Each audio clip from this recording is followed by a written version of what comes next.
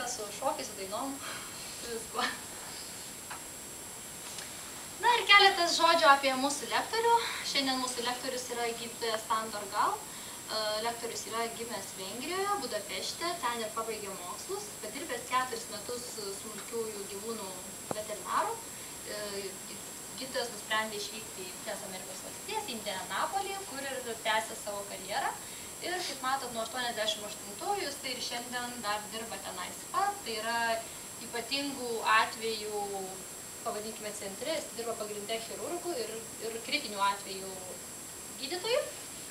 Taip pat jisai konsultuoja visos Europos veterinarus, klinikų, vaistinių, zooparduotuvių atidarymo klausimais, skaito paskaitas įvairiose šalyse ir būtent šiuo metu padeda atidarinėti vienam gydytojui Vengrijoje pirmą kritinių atvejų Europoje tokią kaip ligoninę, kuri dirbs ištisą parą, teiks tokias paslaugas ir panašiai, jinai bus amerikietiškos stiliaus, dėl to skaito, kad tokia pirmoji bus Europoje.